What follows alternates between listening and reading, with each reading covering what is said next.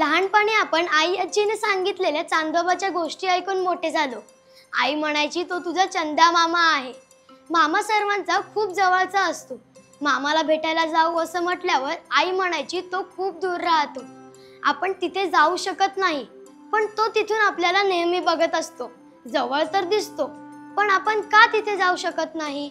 या विचारातच मोठा झाल्यावर विज्ञानामुळे मला समजलं चंद्र म्हणजे कोण आणि काय आहे ते। पण मनात प्रश्न मात्र तोच, चंद्रावर जाता येतं? मग मला समजलं एका माणसाने खूप वर्षांपूर्वी चंद्रावर पाऊल ठेवलं होतं। ते पहिलं पाऊल होतं नील आर्मस्ट्रॉंग यांचं। जगातील एकही व्यक्ती अशी नाही की ज्यांना हे नाव माहिती नाही। चला जाणून घेऊया नील आर्मस्ट्रॉंग यांच्याबद्दल। नमस्कार, मी तन्मय आणि तुम्ही पाहतात कलाकार दिन विशेष powered by GoPract.com।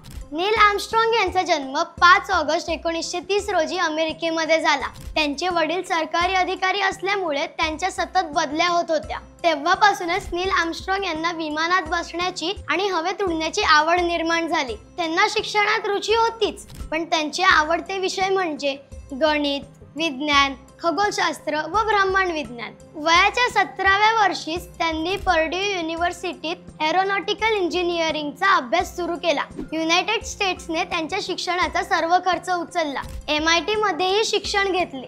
Neel Armstrong यांनी कमी वयातच आपलं स्टुडंट पायलट लायसन्स मिळवलं।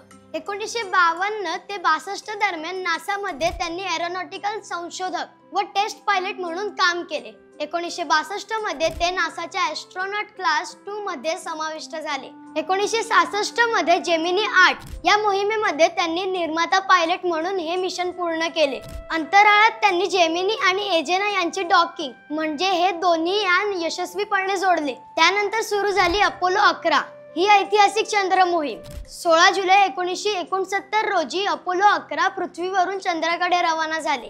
या मोहिमेत नील आर्मस्ट्रॉंग यांच्या बरोबर बझ ऑल्ड्रिन व मायकल कॉलिन्स हे होते।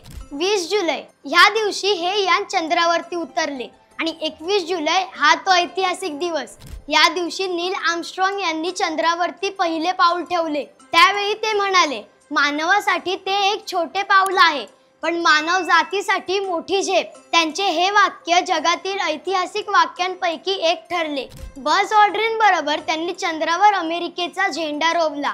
चंद्रावर वारा नाही व वातावरण कमी आहे, त्यामुळे तिथे झेंडा स्थिर आहे। तसेच नील आर्मस्ट्रॉंग यांची पावलेही, ज्याप्रमाणे नील आर्मस्ट्रॉंग हे चंद्रावर पाऊल ठेवणारे आणि चंद्रावरून पृथ्वीला पाहणारेही पहिले मानव ठरले। बझ ऑल्ड्रिन यांच्यासोबत त्यांनी 2 तास 31 मिनिटे चंद्रावर संशोधन केले। वैज्ञानिक उपकरणे बसवली, फोटो काढले, मातीचे नमुने गोळा केले।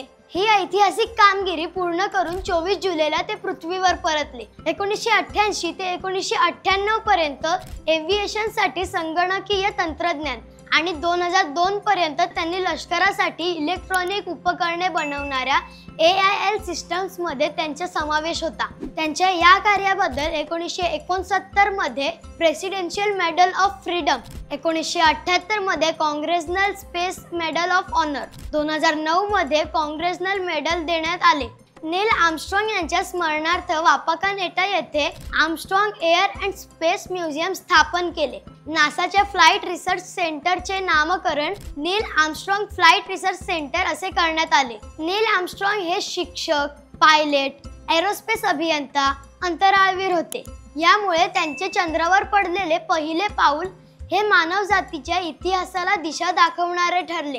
ही विशेष माहिती तुम्हाला आवडली असेल तर आम्हाला कमेंट करून नक्की सांगा।